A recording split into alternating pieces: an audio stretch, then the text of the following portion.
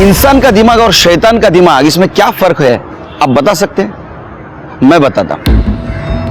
इंसान का दिमाग कंट्रोल में रहता है और शैतान का दिमाग आउट ऑफ कंट्रोल। जब शैतान का छोटा दिमाग घिनौनी बातें सोचता है तो आने वाले गुनाह की दस्तक होती, और जब इंसान का दिमाग सोचना बंद करता है तो आने वाली गुनाह की दस्तक को नजरअंदाज करता है। नमस्कार, मैं सीनियर इंस्पेक्टर सुनील केलकर आप सबका स्वागत करता हूं क्राइम पेट्रोल दस्तक के इस भाग में। थाना जिला में काशीमेरा पुलिस स्टेशन में मेरी पोस्टिंग थी और उस वक्त एक अजीबोगरीब केस हमारे सामने आया और इस केस में 2 स्टेट की पुलिस इन्वॉल्व थी। ऐसा केस आज तक हमारे पुलिस डिपार्टमेंट के सामने कभी नहीं आया था।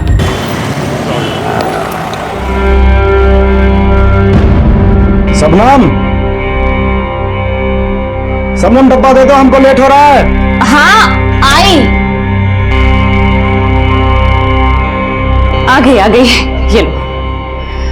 रात का खाना पका दो, आओगे? आधे घंटे के लिए आएंगे, चले हम। अच्छा सुनो, वो आज पैसे का इंतजाम हो जाएगा ना?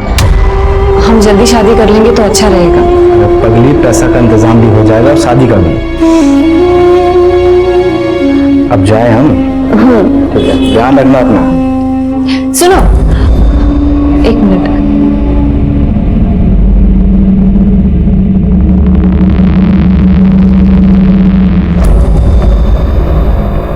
ताला।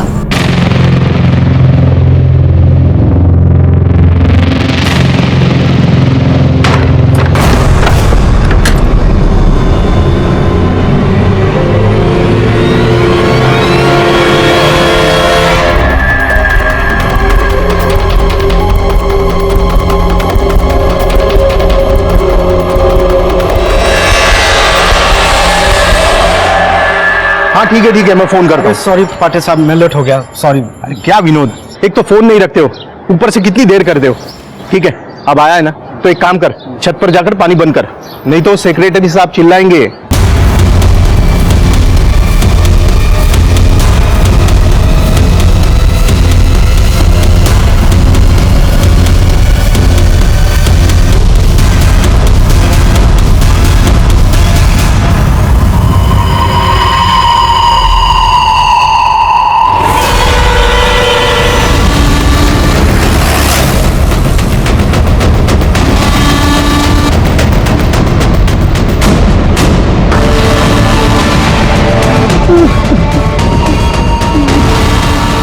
पीछे होइए आप लोग, चलिए। चलो आगे हो, पीछे होइए प्लीज, आगे हो, चलो आगे हो।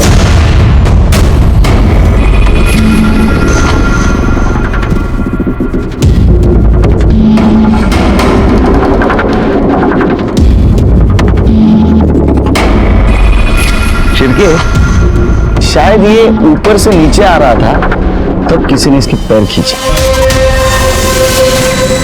इसलिए चप्पल यहां गिरी है। बाद में इसको यहां लाया तो इसका यहां सर पटका, इसलिए यहां खून दिख रहा है। कर दे बॉडी और बगा क्या आएगा। हो सर। ये कौन है? सर इसका होने वाला ससुर है, इसकी शादी होने वाली थी इनकी बेटी से। अच्छा, विक्टिम के बारे में सोसाइटी में पूछताछ की?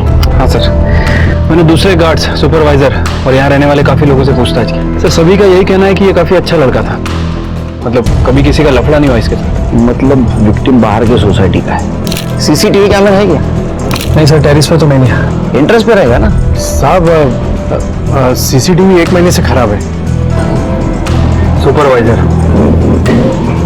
नमस्कार सर। सिक्युरिटी सुपरवायझर आहे ना तुम्ही? सीसीटीव्ही बंद कसा ठेवता? हा शिर्के, ये विनोद कुमार कहाँ रहता था? सर ये आधार कार्ड मिला है, Vinod S Kumar, Bhagat Singh colony, Naigaon east. साहब ये नायगांव में रहता था और अभी कुछ दिनों से यहाँ मेरी बेटी के साथ भयंकर में रहता। आपको क्या लगता है किसने मारा होगा इसे? साहब मैं कैसे बोल सकता हूँ, मुझे नहीं पता साहब, बहुत अच्छा लड़का था सही। शिर्के, बॉडी को पोस्टमार्टम के लिए भेज दो। पंचनामा हो जाने के बाद आप और आपकी बेटी आके बॉडी ले जाना। इनकी बेटी को इन्फॉर्म कर दो। ठीक है। लेकिन साहब उसको कैसे कवर कर सकते? क्यों? वो तो साहब विनोद रोज उसको ताला मार के जाता था।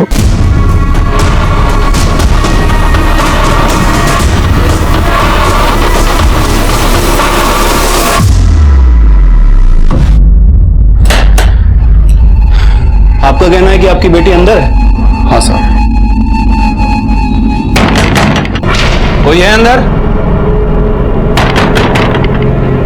कोई है? साहब अंदर ही है। कौन? पुलिस! आपके पति विनोद का खून हो गया है। नहीं, नहीं हो सकता। नहीं, ऐसे नहीं हो सकता। देखिए, आप रोइए मत और हिम्मत से काम लीजिए।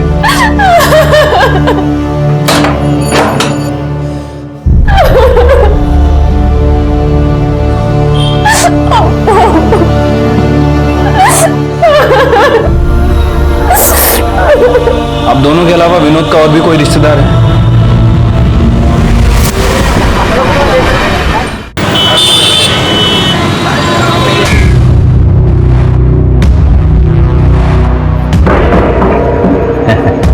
कैसी हो भाजी? सब ठीक है ना?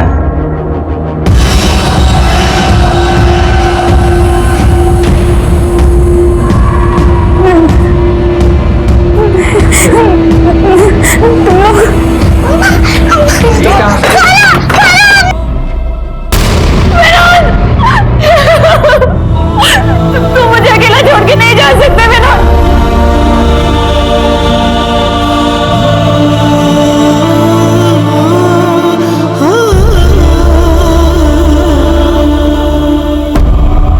आपको क्या लगता है विनोद को किसने मारा होगा? क्या उसकी किसी के साथ दुश्मनी, झगड़ा? साहब, फरिश्ता आदमी था विनोद, उसकी किसी से दुश्मनी नहीं थी। अगर वो इतना अच्छा आदमी था तो दरवाजे को ताला मार के क्यों जाता था? मेरी मर्जी से जाता था साहब। क्यों? साहब, वो मैं पहले बार डांसर थी, तो कोई भी मंचला मेरे दरवाजे पे आ जाता था, जबरदस्ती अंदर घुस आता था, हंगामा करता था साहब। मैंने विनोद से कहा था कि बाहर से ताला लगा के जाया करे, ताकि सबको लगे कि मैं अंदर नहीं हूं। अब बार डांसर थी, लेकिन लेडीज बार तो बंद हो चुके। हाँ, खैर, तो अभी आप बार डांसर का काम नहीं करती? नहीं साहब, 1 महीना हो गया। विनोद की कसम खाई थी कि बार की शक्ल तक नहीं देखूंगी। हम शादी करके एक साथ रहना चाहते थे, शांति से। शायद हमारी खुशी किसी से नहीं देखी गई।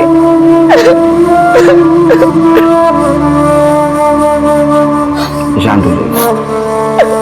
देखिए कैसा है, आप बार डांसर थी, शायद ऐसा हो सकता है कि कोई आपको पसंद करने वाला और विनोद को नापसंद करने वाला हो सकता है, और उसने उसे शायद मार दिया होगा। किसी ऐसे इंसान को जानती हैं? हाँ, इकबाल। कौन है ये?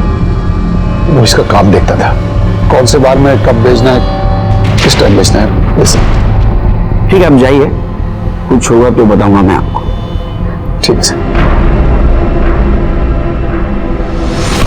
शिरके, ये शबनम कह रही थी विनोद दरवाजे को ताला मार के जाता था, तो विनोद के पॉकेट में तो चाबी मिलनी चाहिए। चाबी तो नहीं मिली। चाबी गई कहाँ? इकबाल ले गया। इकबाल को उठाओ, उसका कॉल रिकॉर्ड और मोबाइल लोकेशन भी निकालो। इकबाल, तो तू चाहता था शबनम डांस बार में नाचे, वो धंधा करे। शबनम ने माना नहीं, क्योंकि उसको विनोद के साथ शादी करनी थी, और तुझे तेरे और शबनम के बीच का कांटा लगा विनोद, इसलिए तूने उसको मारा। नहीं, खुदा कसम साहब, अपन ने विनोद को नहीं मारा। तो ये जो तेरा मोबाइल लोकेशन रिकॉर्ड है झूठा है।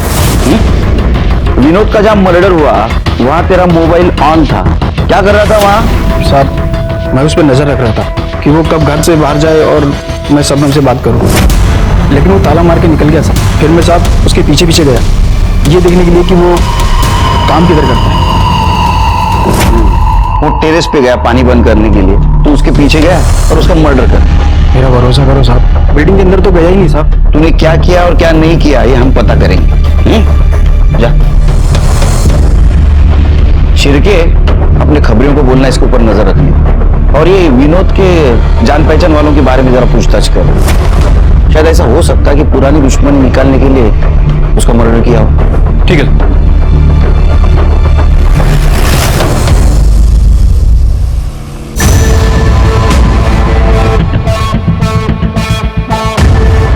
शंकर मांझी,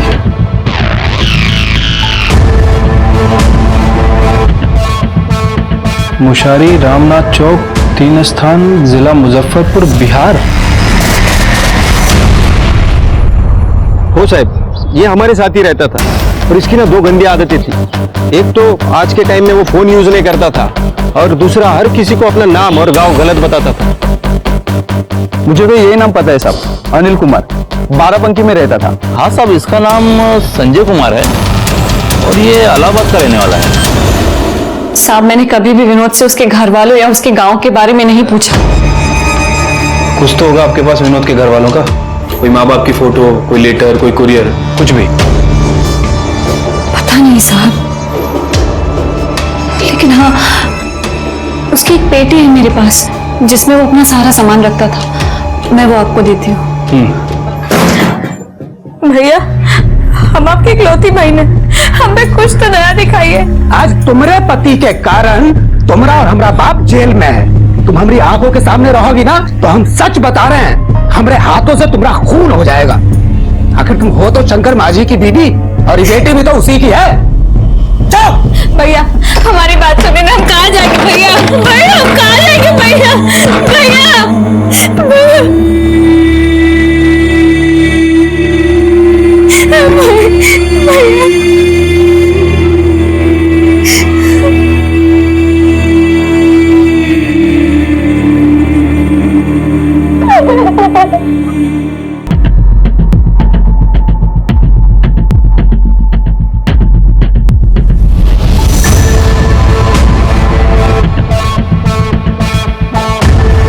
शंकर मांझी,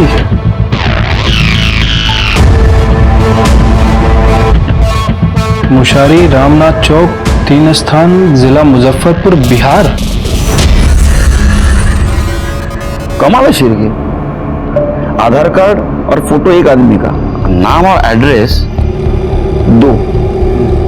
पता नहीं सर, विनोद ने अपने गलत नाम और गलत पते कितने लोगों को बता रखे। लेकिन ऐसा तो भागे हुए क्रिमिनल्स करते हैं। सर, हो सकता है कि विनोद भी बिहार का क्रिमिनल हो और यहाँ मुंबई में छुपा हो और अपनी क्रिमिनल एक्टिविटी छुपाने के लिए लोगों को गलत नाम और गलत पते बता रहा हो। होने को तो कुछ भी हो सकता है। सर, फिर ये भी चांसेस है कि इसके दुश्मनों को विनोद के बारे में पता चल गया हो और उनमें से किसी ने विनोद का मर्डर कर दिया हो। बिहार पुलिस को कांटेक्ट करो, अभी ये डाउट वही क्लियर कर सकते हैं, और देखते हैं इसका वहां कोई अपना है या नहीं।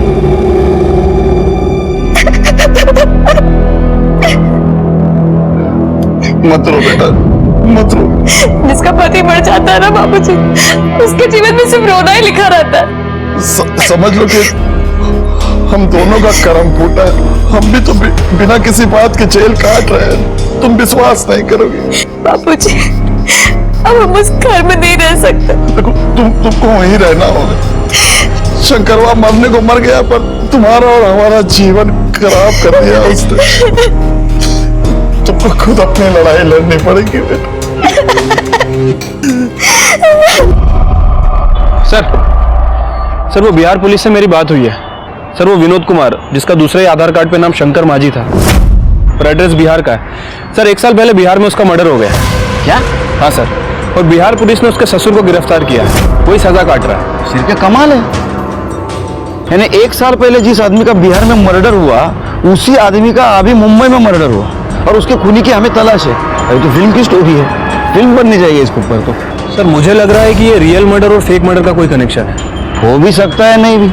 वैसे सर, एक पॉसिबिलिटी और है, हो सकता है कोई विनोद को बिहार में मारना चाहता हो और उसे पता चल गया हो कि ये विनोद मुंबई में जिंदा है, तो कोई बिहार से मुंबई आया, विनोद का मर्डर किया और उसके बाद वापस बिहार भाग गया। लेकिन ये सब तो हमें बिहार जाके इन्वेस्टिगेट करने पर पता चलेगा। तुम्हें बिहारी आती है? ज्यादा नहीं सर, बस थोड़ी बहुत आती है। और सर, यहाँ की इन्वेस्टिगेशन? शिरके, यहाँ तो विनोद उर्फ शंकर माची के मर्डर का कोई स्ट्रांग मोटिव भी नहीं मिल रहा है। फिर भी अपने खबरियों को काम पे लगा दो। ठीक है सर, चलो। विनोद कुमार मर्डर केस में एक अजीब सा ट्विस्ट आ गया। विनोद कुमार मुंबई में आने से पहले यहां से 2000 किलोमीटर दूर मुजफ्फरपुर में शंकर मांझी के नाम से जिंदगी जी रहा था। वहां उसका मर्डर हो गया, लेकिन वो जिंदा था।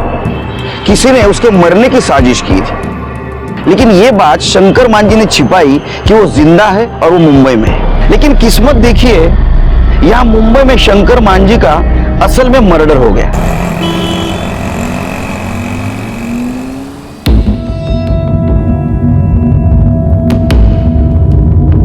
बैठिए, आप ही का पुलिस स्टेशन है। अब कहाँ बैठे महाराज, आप लोग तो दिमागी फ्यूज कर दिए। अब आप लोग कह रहे हैं कि शंकर मांझी बंबई में विनोद कुमार बन के रह रहा है, अब साले का मर्डर हो गया। हाँ, ये हम नहीं मान सकते। अरे कैसे मान लें जी? ये देखिए, विनोद कुमार के ब्लड डिटेल्स, डीएनए रिपोर्ट खुद चेक कर लीजिए। बलिराम बाबू जी, चेक किया जाए, हमको तो ट्रू लग रहा है। सर, हम लोगों के पास तो बहुत सारे सर्कमस्टांशियल एविडेंस है, जिसमें कि कोई भी ये कैलकुलेट करके पता लगा लेगा कि शंकर मांझी का खून हुआ था। क्या हुआ, आप लोग को भरोसा नहीं हो रहा है? तो चलिए क्राइम सीन पे, हम क्लियर करके दिखाते हैं आपको सब। चल आइए सर। आइए, तो अब हम आपको क्राइम सीन का चलचित्र दिखाते हैं। बलिराम, तुम उधर जाओ। तो हुआ ये कि शंकर मांझी जो है वो उधर से आ रहा था, और उसका जो ससुर है दशरथ, वो इस पेड़ के पीछे छुप के उसका बाट जो रहा था। ऐसे क्या कर रहा था?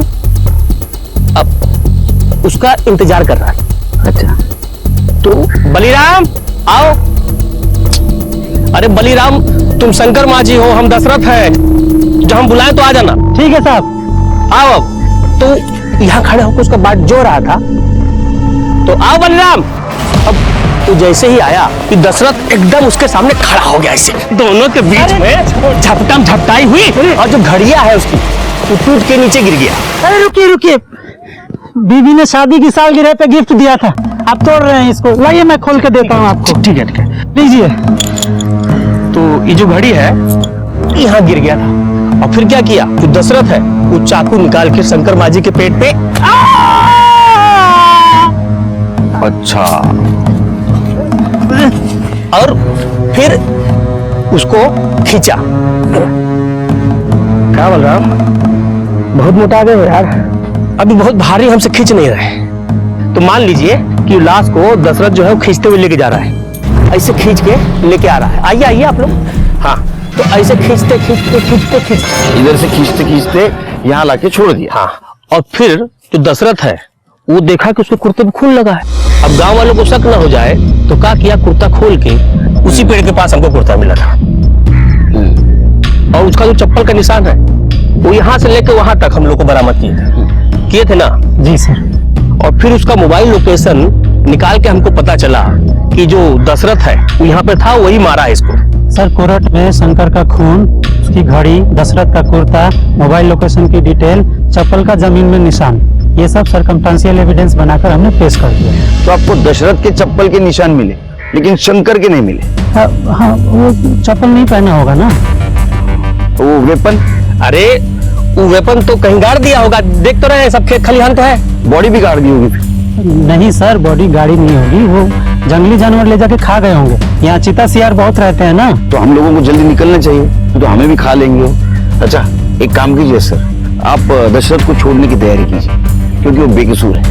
अरे क्या बात कर रहे हैं महाराज, हम लोग इतना मशक्कत से केस को सॉल्व किए हैं, इतना बाई लूटे हैं, और आप तो सब मट्टी पलीत कर रहे हैं। हमें सिर्फ इतना पता करना है कि शंकर मांझी उर्फ विनोद कुमार का मुंबई में मर्डर किसने और क्यों किया, और 1 साल पहले यह मर्डर की जो साजिश रची गई थी वो किसने रची थी, और फेक मर्डर और रियल मर्डर में कुछ कनेक्शन है क्या। कृपा करके इतना ही काम कीजिए कि शंकर मांझी उर्फ विनोद कुमार के कनेक्शन में जितने भी लोग हैं उनको थाना बुलवाइए। समझ गए कि नहीं? 1 साल बाद उनकी खबर आई भी तो कैसे, मौत की। हमको पता होता ना साहब कि हमने शंकर मुंबई में, हम मौत के उनके पास चले जाते, और शायद ये सब होता भी नहीं। आपको क्या लगता है शंकर को किसने मारा होगा? उनके दोनों भाई ने, हरिहर और बासुकी। उनके शंकर की मौत के कुछ दिनों बाद ही दोनों ने जायदाद का बंटवारा कर लिया और हमसे भी धोखे से अंगूठा लगवा लिया। अब हमारी और हमारे बच्चे की जिंदगी हराम करके रखी है।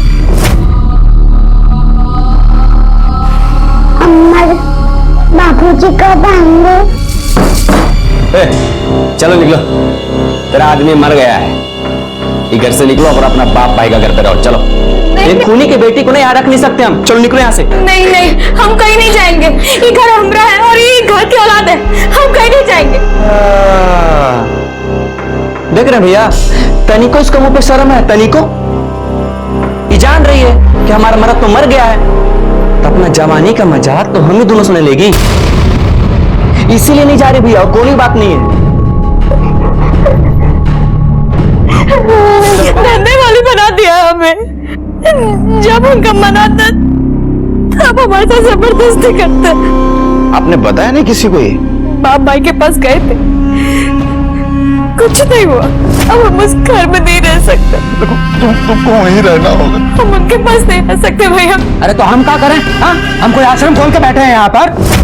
पुलिस? हम थाने भी आए थे। ए भौजी, अगर पुलिस को कुछ बताई ना तो तुमको भी भेज देंगे सीधा शंकर भैया के पास स्वर्ग में, ठीक है ना?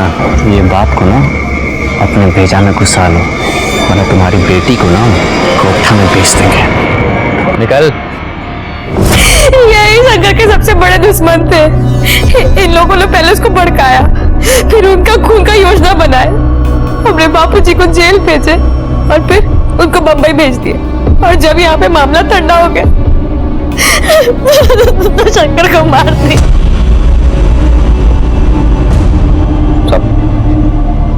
चंपा के बाप दशरथ ने अपने बेटे पप्पू के साथ मिलकर शंकर को मार दिया साहब।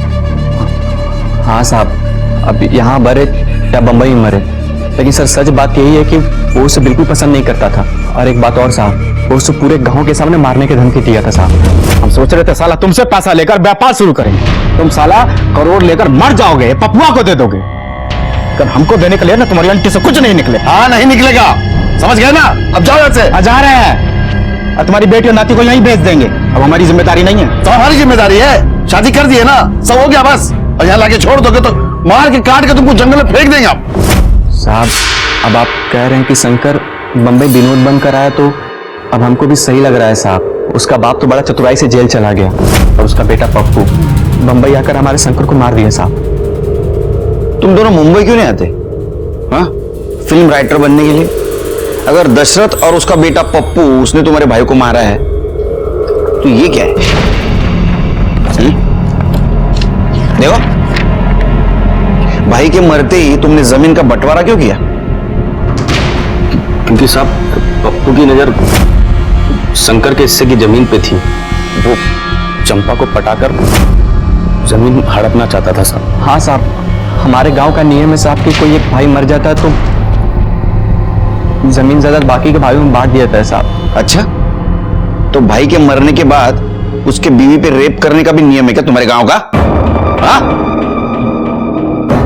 ये सब झूठ है साहब, ये सब झूठ है। हाँ साहब, अब चंपा के पास तो कुछ बचा नहीं है ना साहब, तो हम दोनों को फंसाने के लिए ना तिरिया चरित्र दिखा रही है साहब। क्या तिरिया? तिरिया क्या? तिरिया चरित्र मतलब चरित्र ही। हाँ साहब। अरे आपको आपके चरण छूने दीजिए सर। आप लोग देवता बन के आए हो हमारे लिए। हम बहुत बोले सबको साहब कि हम शंकरवा को नहीं मारे, कोई हमारी बात पे विश्वास ही नहीं कर रहा था सर। लेकिन तुम्हारी चप्पल, कुर्ता और मोबाइल एविडेंस के तौर पे कैसे मिले? हमको नहीं पता साहब क्यों वो सब वहां कैसे पहुंचे। हम रोज दोपहर में साहब 2 बजे से 5 बजे तक सोते हैं साहब। उस दिन भी हम सो रहे थे। क्या ऐसा तो नहीं ये सब मास्टर प्लानिंग आपका ही झूठी साजिश? और तुम जेल आ गए, शंकर को मुंबई में भगा दिया, वहां किसी से उसको मरवा दिया ताकि किसी को तुम पे शक न हो और तुम निर्दोष साबित हो। कैसी बात कर रहे हैं साहब? हमको देख के आपको ऐसा लगता है कि इस बुढ़ापे में हम ऐसा कुछ सोच सकते हैं? तो पप्पू जैसा जवान लड़का है तो कुछ भी सोच सकते हैं। उसका तो नाम ही मत लीजिए साहब, वो मर गया हमारे लिए। जब से हम जेल में आए तो हमारा काम धंधा सब हथिया लिया है। चाहता तो कोई वकील करके हमको छुड़ा सकता था। इसका मतलब पप्पू को फायदा है तुम्हारे जेल में रहने से। फायदा मतलब दोनों हाथ घे में है। क्या ऐसा तो नहीं आपको पप्पू ने फंसाया शंकर को मुंबई रास्ते से हट जाए? पप्पू कुछ भी कर सकता साहब, कुछ भी कर सकता। साहब बाबूजी तो हमारे सठिया गए, जेल में रह के उनका दिमाग फिर गया। साहब शंकरवा की क्या औकात थी? अरे कुत्ता था हमारा, और कुत्ते को पाल कर रखते हैं साहब, मारते थोड़ी ना है। साहब एक बात तो क्लियर हो गई है, शंकरवा को हमारे बाबूजी ने नहीं मारा है। अब हम बताते हैं कि शंकरवा को किसने मारा है। शंकरवा को मारा है उसके दोस्त शिवू ने। शिवू ने उसको ताड़ी पिला पिलाकर बर्बाद किया है। पप्पू भाई शुरू करो। अरे ये सब हम नहीं पीते हैं। जखना तो खा सकते हो। ये समझो हम काहे बुलाए हैं। शंकर के दहेज का जितना पैसा है सब हमको दीजिएगा। काहे? अरे एक नई कंपनी में बढ़िया स्कीम आया है, 2 साल में पैसा 2 गुना। नहीं नहीं, शंकरवा जब तक हमको नहीं बोलेगा हम कोनो पैसा नहीं देना। शिबू भाई से बढ़कर कुछ नहीं है। दे दो। ये बात दे दो। अरे दे दो। दे दे। हाँ दे दो। That's it। ये बात हुई ना, देखना बाप। और साहब उसके बाद वो कंपनी बंद हो गई और शंकरवा का सारा पैसा डूब गया। अरे 5 लाख कहाँ से चुकता करेगा साहब? पहले उसने यहाँ पर नाटक किया, फिर हमारे बाबूजी को फंसाया। हम तो कहते हैं साहब उस शिवू कंपाउंडर ने ही जो है शंकरवा को बंबई में मारा होगा। साहब हमने शंकर को नहीं मारा, जिगरी दोस्त था हमारा वो। और साहब हम पैसा उसका हम आज नहीं तो कल लौटा ही देते। और साहब काहे मारेंगे हम शंकर को? वो तो पैसे के लिए हमसे कभी तगादा भी नहीं किया, उसने पैसे हमसे कभी मांगा भी नहीं साहब। तुम कंपाउंडर हो ना, तुम्हें खून निकालना तो आता होगा। बिल्कुल आता है साहब। हाँ, तो ये शंकर का मर्डर का जो नाटक है ये तुम ही नहीं किया, बराबर है ना? नहीं साहब, तो क्या कह रहे हैं आप? झूठ मत बोलो। शंकर को तुम नहीं मारा, तुमने शंकर का खून निकाला। तुम्हें पता था दशरथ ने शंकर को मारने की धमकी दी है, मार के काट के तुमको जंगल में फेंक देंगे आप। और तुम दशरथ को फंसाना चाहते थे, बराबर? बिल्कुल नहीं साहब, बिल्कुल गलत है। झूठ बोल रहे हो तुम। तुम्हें पता था दशरथ दोपहर में सोता है, तुम दोपहर में दशरथ के घर पे गए, उसकी चप्पल, कुर्ता और मोबाइल चुराया। तुमने पहले से ही शंकर की घड़ी चुराई थी और उस घड़ी के ऊपर और दशरथ के कुर्ते के ऊपर शंकर का खून लगाया। दशरथ के घर वापस गए और उसकी चप्पल और उसका मोबाइल वहां रख के आ गए। साहब इतना दिमाग होता तो मिस एरिया के एमएलए होते। झूठ बोल रहे हो तुम फिर से। तुमने शंकर को मुंबई भेजा, शंकर को मारा, फिर से तुम गांव गए ताकि तुम्हारे ऊपर किसी का शक न हो। हम आज तक पटना नहीं गए साहब, बंबई कहाँ जाएंगे साहब? यकीन कीजिए हमारा, हम शंकर का खून काहे करेंगे? भगवान कसम कह रहे हैं साहब, हमने शंकर को नहीं मारा है, विश्वास कीजिए। शिरके, हाँ सर। यहाँ के शक्कर में बहुत मिठास है। 3 चम्मच में चाय एकदम मीठी हो जाती है, चौथे की जरूरत ही नहीं। वाह, फर्स्ट क्लास। अच्छा, विनोद कुमार मर्डर केस में अपने खबरियों से कुछ खबर? कुछ नहीं सर, ये विनोद के केस में कुछ हाथ ही नहीं लग रहा। वैसे जिस सोसाइटी में उसका मर्डर हुआ था, मैंने वहां के सुपरवाइजर, सिक्योरिटी गार्ड और बाकी के लोगों से भी पूछताछ की है सर। उनकी बातें सुनकर सब क्लियर ही लग रहा है।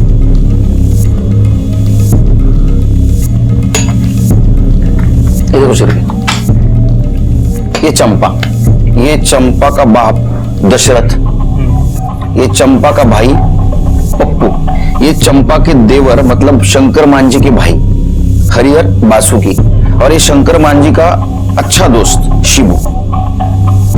सर अगर चंपा को छोड़ दें तो मोटिव इन सबके पास लगता है। हो सकता है इनमें से किसी एक ने विनोद को मारा हो या फिर किसी के थ्रू मरवाया हो। शिरके, अभी हम लोगों को 3 ड्यूटी को अंजाम देना है। 1 नंबर ड्यूटी, शंकर मांझी को मुंबई में किसने मारा। ड्यूटी नंबर 2, शंकर मांझी के मर्डर की साजिश या बिहार में किसने की और उसका ससुर दशरथ उसको किसने फंसाया, और ये चीज शंकर मांझी ने सबसे क्यों छुपाई। और ड्यूटी नंबर 3, अगर ये दोनों बासुकी और हरिहर चंपा से जबरदस्ती करते थे या करते हैं तो इनको रंगे हाथ पकड़ना। सर इस काम में तो हमें बिहार पुलिस की मदद लेनी पड़ेगी। अरे आइए आइए केलकर साहब, ये लीजिए बिहार का वर्ल्ड फेमस स्वीट, खास आपके लिए मंगवाए हैं। लीजिए, लो सर। बहुत मीठा है। क्या है ना सर, बिहार है, सब तीखा होता है और मीठा आपको ज्यादा पसंद है, इसलिए आपके लिए मंगवाया है।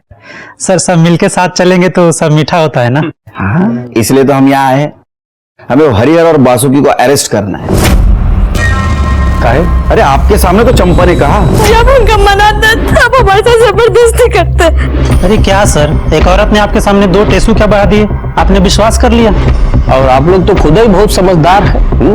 आपको बिहार पुलिस से क्या जरूरत है? प्रूफ के साथ जाइए और पकड़ लीजिए, हमारा फुल सपोर्ट रहेगा आपको। आपसे यही उम्मीद थी। सर काम हो गया है। एक लड़के को खबरी की ट्रेनिंग दे दी है, वो हरिहर और बासुकी इन दोनों के ऊपर नजर रखे हुए हैं। अगर ये दोनों चंपा के घर में कोई गड़बड़ करते हैं तो हमें तुरंत इन्फॉर्म करेगा। गुड। मेरे दिमाग में एक आइडिया है शिरके। अपने पास जितने भी सस्पेक्ट्स है उनमें से कोई ना कोई तो मुंबई गया होगा शंकर मांझी उर्फ विनोद कुमार का मर्डर करने के लिए। मुजफ्फरपुर से मुंबई जाने वाली जितने भी ट्रेनें हैं उसके टिकट रिकॉर्ड निकालो और सीसीटीवी फुटेज भी देखो स्टेशन का। और एक काम करो, जितने भी सस्पेक्ट्स है ना उनके कॉल रिकॉर्ड और लोकेशन निकालो। किसी ने तो यहां से कॉल करके वहां मुंबई में किलर को सुपारी दी होगी विनोद कुमार का मर्डर करने।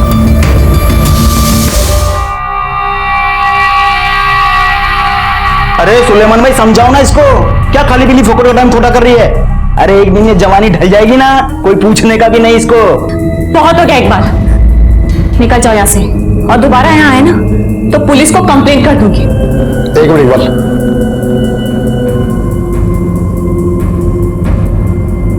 देखो बेटा, जो चला गया वो वापस तो नहीं आएगा। कब तक घर पे बैठी रहोगी और रोती रहोगी? मेरी मानो, काम पे लग जाओ, मन लगा रहेगा। नहीं बाबा, विनोद कभी नहीं चाहता था कि मैं बार में डांस करूं या ऐसा कोई खराब काम करूं। उसे कसम दी थी मैंने कि ये काम दोबारा कभी नहीं करूंगी। मैं झाड़ू कटका लगा लूंगी, भूखी मर जाऊंगी, लेकिन दोबारा उन बदनाम गलियों में कदम कभी नहीं रखूंगी। पेरेंट टीचर मीटिंग के लिए बिहार से आओ मुंबई। साहब हरिहर और बासुकी अभी भी चंपा के घर में घुसे हैं। कर तो दुल्हन अंतर शिरके, बिहार पुलिस को बुलाओ, तब तक दोनों भाइयों को मैं संभालता हूँ। चलो मम्मा को छोड़ो, हमको अंदर आने दो। मम्मा को छोड़ो, हमको अंदर आने दो। हम लोग को छोड़ो, दरवाजा खोलो, हमको अंदर आने। मम्मा को छोड़ो, हम अंदर आने। हम सब ठीक कर देंगे। हाँ, तुम्हारे अम्मा को बाहर बुलाइए।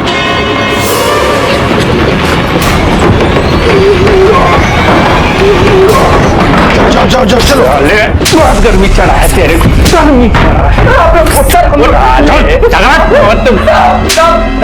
लेके जाओ इनको, अंदर देखो।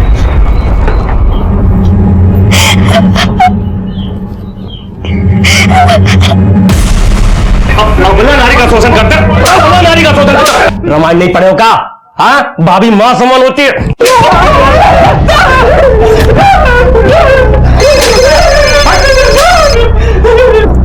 हेलो, हाँ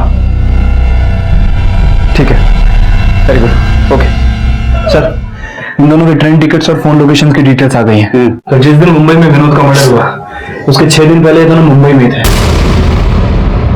और इनके फोन की लोकेशन से प्रूफ होता है। तुम दोनों झूठ बोल रहे थे। अब बताओ, शंकर मांझी उर्फ विनोद कुमार को मुंबई में कैसे मारा? अम्मा कसम साहब, हमने नहीं मारा साहब। तो मुंबई किस लिए गए थे? रानी की बात देखने? सच बताओ। ये जब तक सच नहीं बताते नहीं मारते रहो इनको।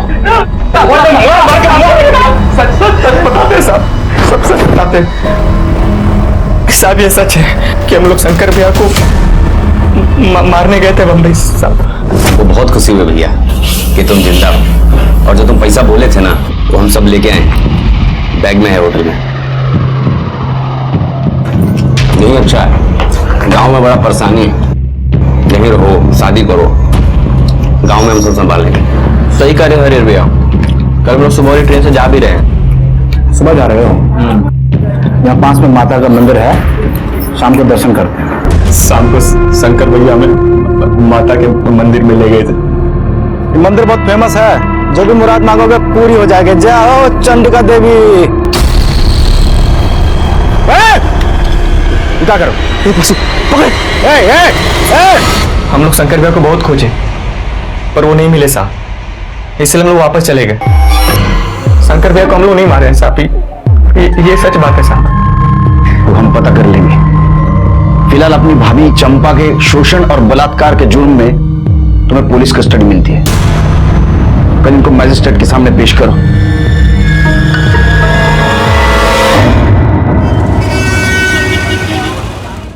ये भागलपुर रेलवे स्टेशन का सीसीटीवी फुटेज है। वो दोनों भाई सच कह रहे थे सर। जिस दिन विनोद का मर्डर हुआ मुंबई में, वो एक दिन पहले ही वापस आ गए थे। मतलब शंकर मांझी उर्फ विनोद कुमार का मर्डर इन दोनों ने नहीं किया। शंकर मांझी ने खुद का मर्डर कैसा प्लान किया, ये हमारे सामने एक पहेली थी और उसे हमें सॉल्व करना था। हमारे प्रॉब्लम बढ़े जा रहे थे। मुंबई हेडक्वार्टर से हमें फोन आ रहा था वापस आ जाओ, और ऐसे में और एक प्रॉब्लम आया। मेरा पीएसआई शिर्के, इसको बाहर का खाना खाने की वजह से बदहजमी हो गई। आप लोग मुंबई पुलिस से है ना? शंकर मांझी ने हमारे यहाँ 2-3 दिन काम किया था, फिर अचानक उसके मर्डर की खबर मिली। 2-3 दिन क्या काम किया शंकर मांझी ने? कुछ नहीं साहब, वो ब्लड डोनेट रखवा दिया था। जो ब्लड डोनेट करने आते थे, खून निकालने में वो उनकी मदद करता था।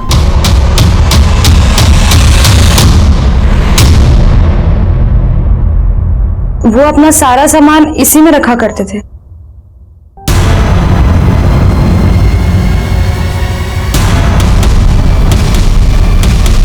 सर,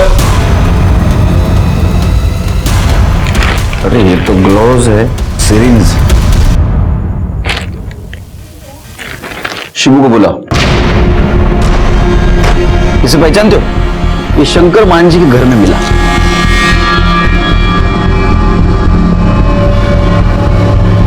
हाँ साहब, ये हमारे क्लिनिक का है। अब शंकर ही सब प्रैक्टिस करने के लिए हमसे मंगवाया था। 100%? 100% साहब, सही बोल रहे हो? भगवान कसम। गुड। चल।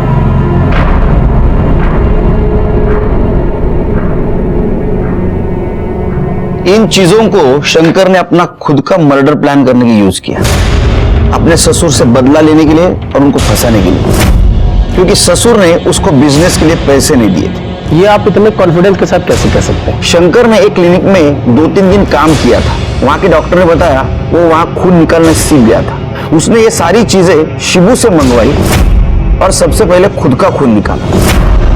शंकर को मालूम था कि उसका ससुर दशरथ रोज दोपहर को 2 से 5 के बीच में सोता है।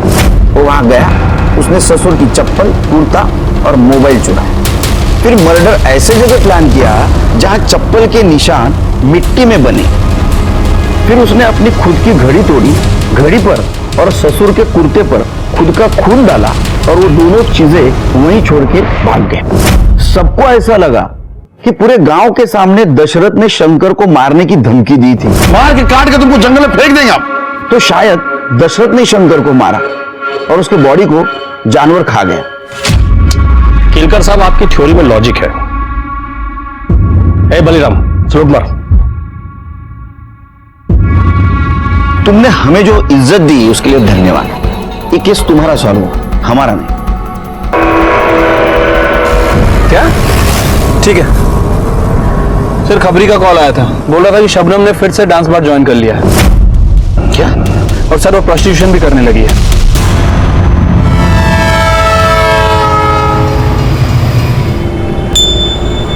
मेरे समझ में नहीं आ रहा है फिर से क्यों कर रही हो तुम ये सब, डांस बार, प्रोस्टिट्यूशन। हाँ, तुमने तो कहा था विनोद से बहुत प्यार है तुम्हें। क्या ऐसा तो नहीं उसका इस्तेमाल कर लिया, उससे पैसे लिए, मार दिया? खुदा कसम साहब, मैं चलती ट्रेन के सामने कूद जाऊंगी, लेकिन विनोद के साथ कभी बुरा नहीं कर सकती। जब उसकी मौत की खबर आई तब आजान होने वाली थी। मैं नमाज पढ़ने ही जा रही थी, लेकिन वो दिन है और आज का दिन है, मैंने नमाज नहीं पढ़ी। साहब, मुझे यकीन ही नहीं हुआ कि मेरा खुदा मेरे फरिश्ते को मुझसे कैसे छीन सकता है। 1 मिनट, तुमने कहा अजान के वक्त तुम्हें खबर है, जी सर।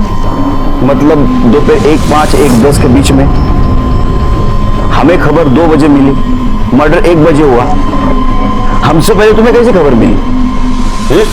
अब्बू को जैसे ही पता लगा विनोद की मौत के बारे में, उन्होंने फौरन मुझे बता दिया।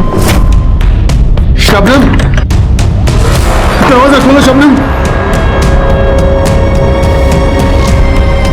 क्या हुआ अब्बू? गजब हो गया, विनोद का खून हो गया। ये क्या बेहूदी बात कर रहे हैं आप अब्बू? खुदा के खौफ से डरिए। नहीं, मेरा यकीन करो शबनम, मेरा यकीन करो, मैं झूठ नहीं बोल रहा हूं। मैं उसके यहां से चाबी लेकर आया हूं। ये आपकी कोई चाल है ना अब्बू? आप मुझे इकबाल के हवाले करना चाहते हैं ना? निकल जाइए यहाँ से, जाइए।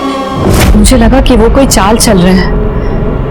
मैंने उन्हें कसम दी और दरवाजा बाहर से ताला लगाकर जाने के लिए कहा, ताकि अगर विनोद आए तो उसे किसी भी तरह का शक ना हो। हाँ, इसलिए हमारी पुलिस टीम वहां गई तो हमें दरवाजा बंद मिला। तुमने हमें पहले क्यों नहीं बताया? तुम्हारे अब्बा से डर के विनोद बाहर से ताला लगाता था। शिरके, सुलेमान अहमद। मैंने कुछ नहीं किया। नाटक बंद कर, बस हो गया तेरा नाटक। सच सच बता। मैंने कुछ नहीं किया साहब। तेरा मोबाइल लोकेशन बोल रहा है तू उस दिन मर्डर के दिन बिल्डिंग में ही था, और शबनम ने बताया है 1:05 तू घर गया था उसको मर्डर की बात बताने। मर्डर तूने किया, घर पे गया, फिर पुलिस आई, तू वापस आया, तू सब नाटक कर रहा था। सच सच बता रहे तो दूंगा एक रख के। बता दो साहब, बता दो साहब। मैं नहीं चाहता था कि उसका निकाह शबनम से हो। इस 2 कौड़ी के सिक्योरिटी गार्ड की क्या औकात है? मैंने इकबाल से बोला था कि विनोद से 2 लाख रुपए का डिमांड कर। मैंने सोचा कि मुझे पैसे देगा, मैं पूरे पैसे लेकर और शबनम को लेकर निकल जाऊंगा। लेकिन ना ही साहब वो पैसे दे पा रहा था और ना ही शबनम काम कर पा रही थी। और मैंने इकबाल से कहा कि मौका देखते ही वो शबनम से मिले और उसे लेकर गायब हो जाए। जब इकबाल उस पर नजर रखा था, मैं भी दूर से उस पर नजर रख रहा था, और जब इकबाल ने विनोद का पीछा करना छोड़ दिया तो मैं चुपके से सोसाइटी में घुस गया साहब।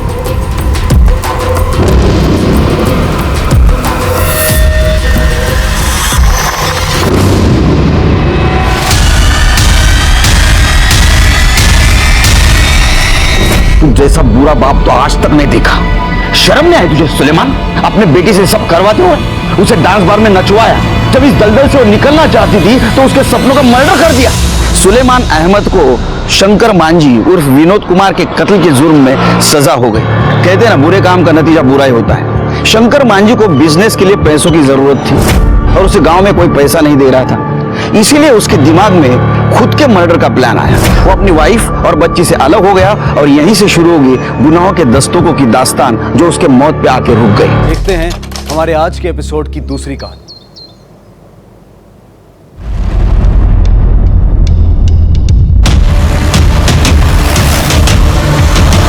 सर मल्टीपल स्टैबिंग का केस है। जिस तरह के कपड़े पहने हैं लगता है कि कोई प्रोस्टिट्यूट है। हो सकता है अपने क्लाइंट के साथ झगड़ा हो गया और क्लाइंट कोई गुंडा मवाली हुआ जिसने उसे स्टैब कर दिया। लेकिन गायकवाड़, अगर ये प्रोस्टिट्यूट है तो दिन दहाड़े इस पब्लिक पार्क में? एक काम करो, पता करो आसपास कि ये इसका रेगुलर स्पॉट है और कोई इसे जानता है क्या, पूछो जरा। सर आप में से फोन किसने किया? सर मैंने किया था। सर बॉडी के पास ये पर्स मिला है, शायद इसी लड़की का है। क्या है पर्स में? सर एक मोबाइल है, कुछ पैसे है और सर मेकअप का सामान है। आई कार्ड है क्या? देखो। नहीं सर, आइडेंटिफिकेशन के लिए कोई आधार कार्ड या पैन कार्ड नहीं है। ठीक है, काम करो, ये मोबाइल किसके नाम पर रजिस्टर्ड है देख लो और उसमें लास्ट कॉल देखो किसका है, उससे पूछताछ करो। सर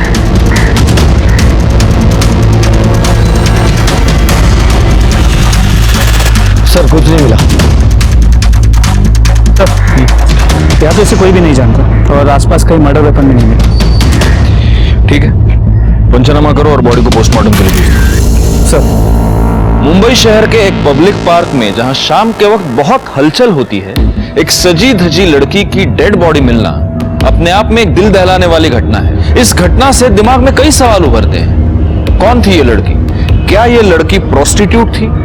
अगर ये प्रोस्टिट्यूट थी तो शाम ढलने से पहले ही ये एक्टिव क्यों थी? और अगर वो प्रोस्टिट्यूट नहीं थी तो इतना सज धज कर एक पब्लिक पार्क में वो किससे मिलने आई थी? इन सारे सवालों से हमारे कान खड़े हो गए थे। तो क्या उस लड़की को इन सवालों की दस्तक नहीं मिली होगी? जरूर मिली होगी, लेकिन उसने सुनकर भी उसे अनसुना कर दिया और उसका नतीजा हुआ एक जुर्म, एक खून। सर पार्क में जो लाश मिली थी उसकी पोस्टमार्टम रिपोर्ट। हाँ हाँ वो ठीक है, लेकिन तुम इतने हड़बड़ाए हुए क्यों हो? लो वड़ा पाव खाओ, लो। सर मुझसे वड़ा पाव नहीं खाया जाएगा। अरे सर आप रिपोर्ट पढ़िए। देखो, भगवान का प्रसाद और मुंबई का वड़ा पाव, उनको ना नहीं बोलते, पहले वड़ा पाव खाओ। सर मैं वो नहीं खा पाऊंगा। सर आप ये पोस्टमार्टम रिपोर्ट पढ़िए पहले। क्या हुआ गड़बड़?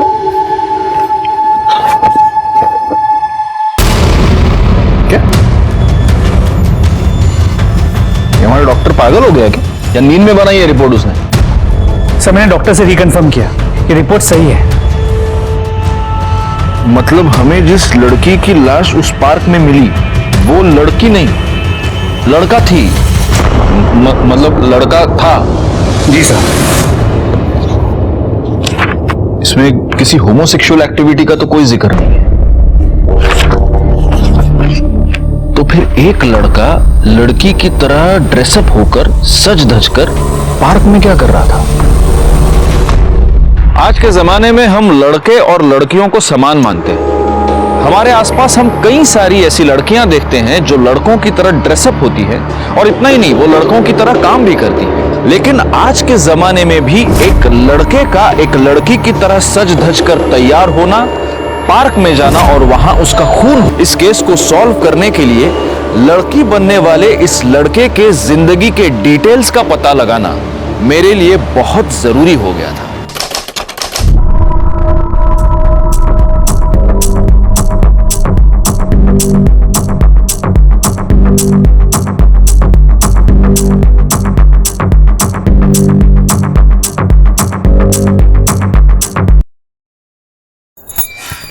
बहुत थक गई आज के लिए, बस हो गया। एक बात बता, तू तो सिर्फ 2-4 तरह के स्टेप्स करती है। ध्रुव, मैं वही डांस करती हूँ जो माधुरी दीदी ने मुझे सिखाया है। तुझे पता है ना, माधुरी दीदी बार में डांस करती है तो कितने पैसे लुटाते हैं उन पर लोग। तुझे पता है ना ध्रुव, गुजरात से मुंबई वही मुझे लेकर आई है और उन्होंने ही मुझे चांस दिया है, चाहे वो लाइफ हो चाहे डांस।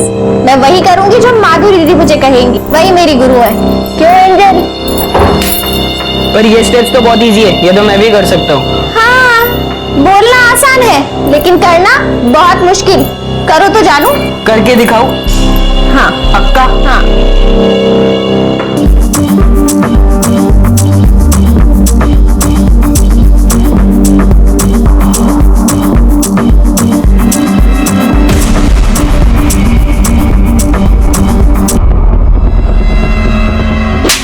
हांड बना फिर रहा है।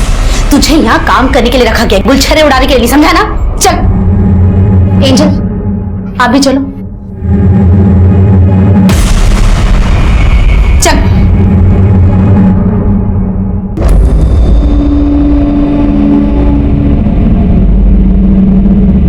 देख क्या रहा है? जल्दी झाड़ू लगा। कभी काम नहीं किया क्या?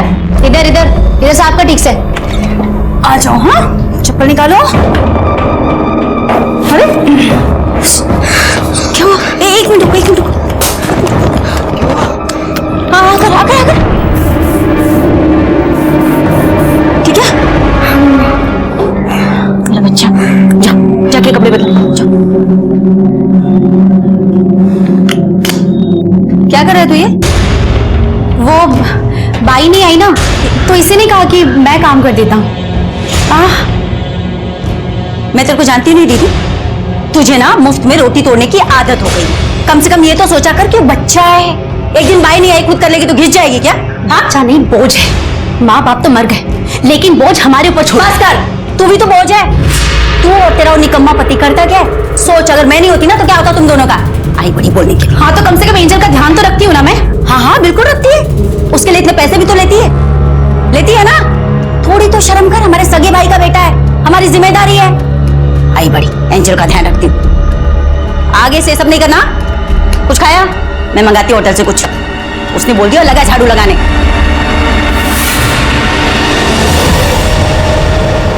माधुरी समझती क्या अपने आप को?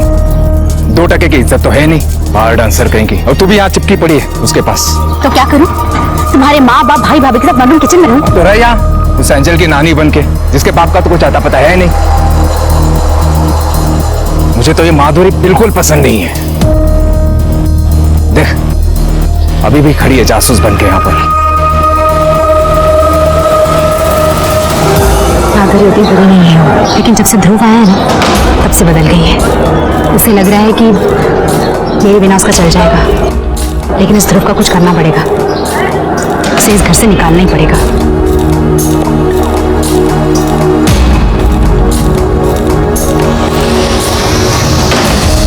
नाम लिया और आ गया, जल्दी मरेगा भी नहीं। अरे तू इस पीड़ा को यहाँ से निकालने के बजाय खुद निकलने का क्यों नहीं सोचती?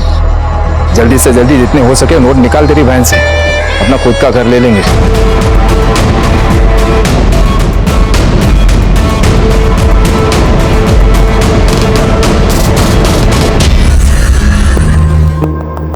ब्लाउज का नेक डीप रखा है ना, और बैग भी? मैडम आपने जैसा बोला था बिल्कुल वैसे ही बनाया है। बहुत बढ़िया, थैंक यू।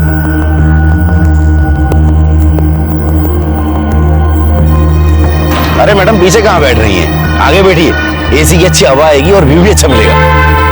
आइए आइए बैठिए। ठीक है।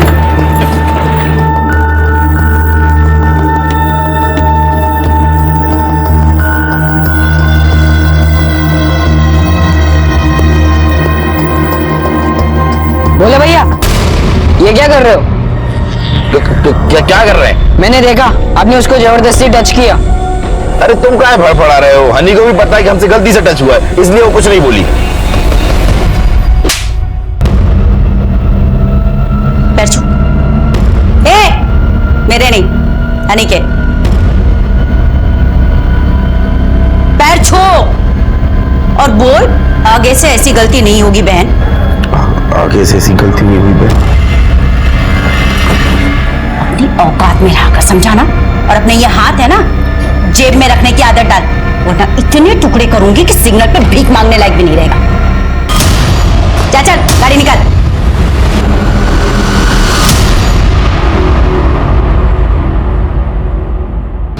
ये देखिए देखिए देखिए, अरे मेरे को भी भेजना है। चाहिए।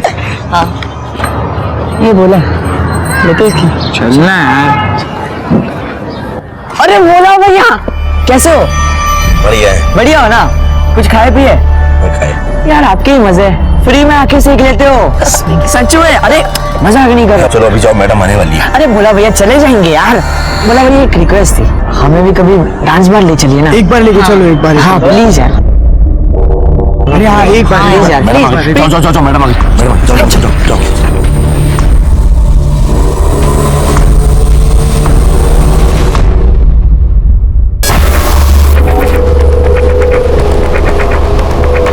दीदी तू जा एंजल को लेके, ध्रुव है मेरे साथ। बाय बेटा।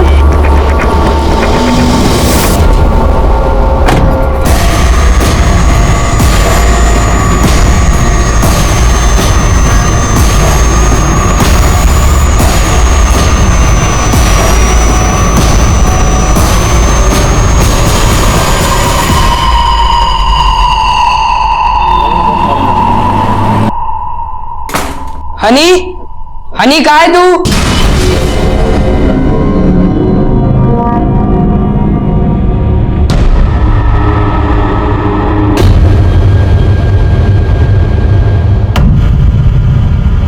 बाप रे क्या लड़की है यार। क्या बात है ध्रुव, क्या लड़की है। देख दिखा, सही लड़की है यार। यार ध्रुव, इतनी बुआ मस्त मस्त लड़कियां यहाँ आती है और उन्हें बार डांसर बना देती है। बार डांसर नहीं, सोशल वर्कर। ये मेरी बुआ के बारे में ऐसा मत बोला, वो खाली डांस करती है, डांसिंग उनका प्रोफेशन है, इससे ज्यादा कुछ नहीं। देवी है वो, गरीब लड़कियों की मदद करती है ताकि उन्हें काम मिले। हाँ जैसे तू वो हनी के साथ लगा रहता है। मेरे पापा भी सोशल वेलफेयर डिपार्टमेंट में, वो भी गरीबों की हेल्प करते। उनके पास तेरी बुआ की तरह एक ही बिल्डिंग में 2 फ्लैट, एक सिडान और एक एसयूवी नहीं है। अरे अरे अरे तुम बच्चों जैसा क्यों झगड़ रहे हो? ध्रुव पटाखा का फोटो लाया, काम की बात करता है। यार ध्रुव, हमें बस इस लड़की से एक बार मिला देना यार, प्लीज। Only for friendship. हाँ यार प्लीज एक बार मिला दे। अरे यार ध्रुव, तू ही हमारा दोस्त है यार, तेरा नाम कौन है यार? प्लीज कुछ तो कर यार, प्लीज। हाँ यार प्लीज एक ही बार मिला यार, प्लीज यार ध्रुव, प्लीज। ध्रुव ना हमेशा की तरह लटकी दे देता है यार। पट्टू है साला, फिर से कल्टी ले लेगा। मैंने बोला था ना, ये साला कोई लड़की वड़की नहीं ला सकता। पूरा मूड खराब कर दिया। भाई ऐसा होगा तो मैं घर जा रहा हूँ।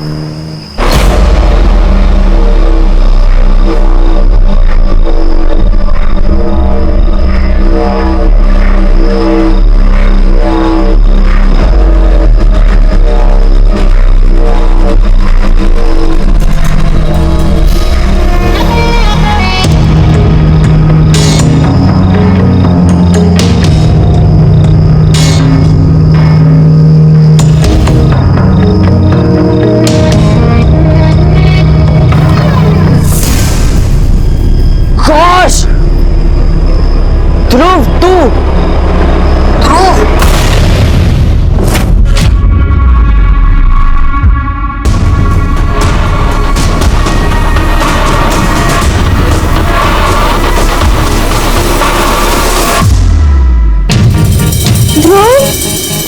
तू सॉरी दीदी, इंग्लिश को अभी निकाल। अरे नहीं नहीं नहीं, बहुत अच्छा लग रहा है।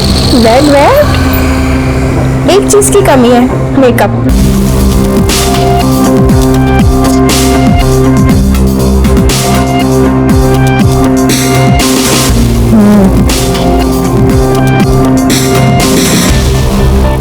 अरे वाह वाह वाह, अब लग रहा है ना तू ध्रुव से ध्रुवी। एक नंबर। मैं एक काम करती हूँ, तेरी एक फोटो भी खींच लेती हूँ।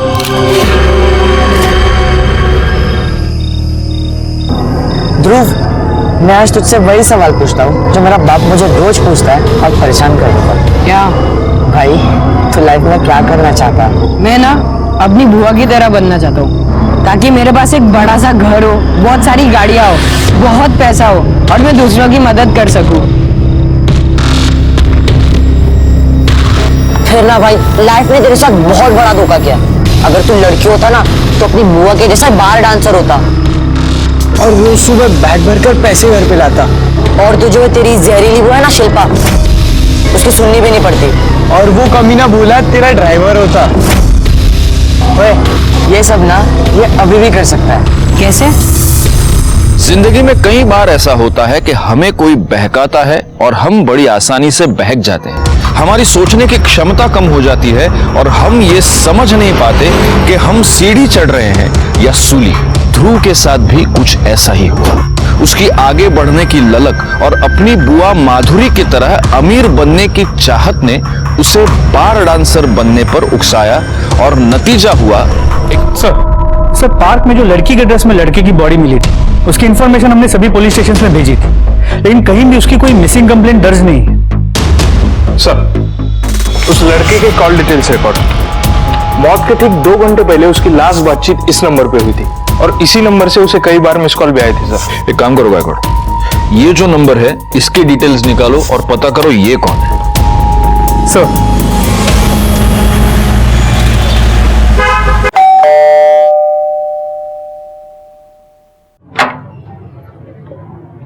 ये हनीशा का घर है। ते मारी छोकरी छे, तमे कौन? हम मुंबई पुलिस से। पुलिस? क्या हुआ मेरी बेटी को? मेरी बेटी ठीक तो है ना सर? एक मिनट, आप घबराइए मत, हनी को कुछ नहीं हुआ है, लेकिन एक केस के सिलसिले में हमें हनी से बात करनी है। आप बुलाएंगे उन्हें? साहब, वो तो मुंबई में रहती है। मुंबई? एक बहुत अच्छी महिला है, माधुरी सेठी, उसके पास मेरी बेटी रहती है। माधुरी सेठी ने हनी को बहन मानकर गोद लिया है साहब। उसने उसको काम भी दिलवाया है और हमेशा अपने साथ रखती है साहब। इस माधुरी सेठी का एड्रेस और फोन नंबर मिलेगा?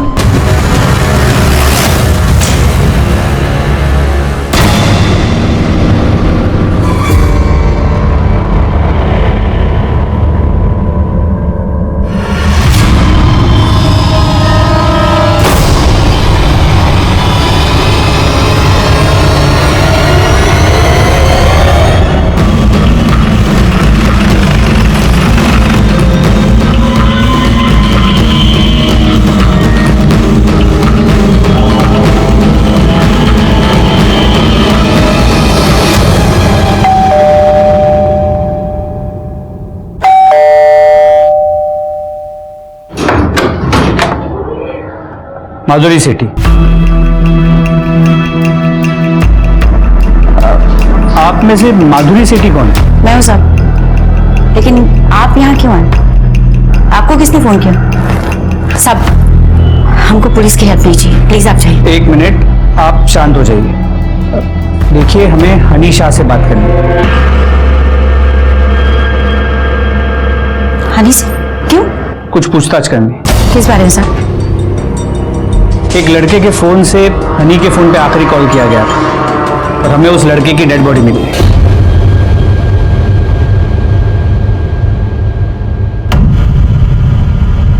ध्रुव,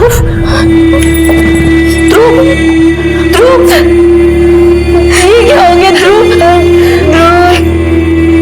मुझे माफ कर दे ध्रुव, मैं तुझे गुनहगार समझ रही थी और तू अपने शर्मा में डाल दी। ध्रुव, भैया मुझे माफ कर देना भैया, मैं तुम्हारे बेटे का ख्याल नहीं रख पाई, ना तो अच्छी बहन बन पाई, ना अच्छी बुआ।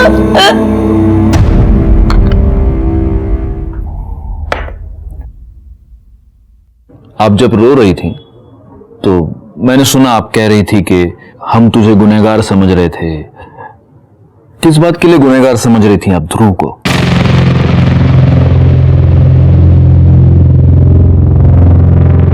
देखिए, आप हमसे कुछ भी मत छुपाइए, क्योंकि अगर आप हमें नहीं बताएंगी तो हम ध्रुव के कातिल को कभी पकड़ नहीं पाएंगे।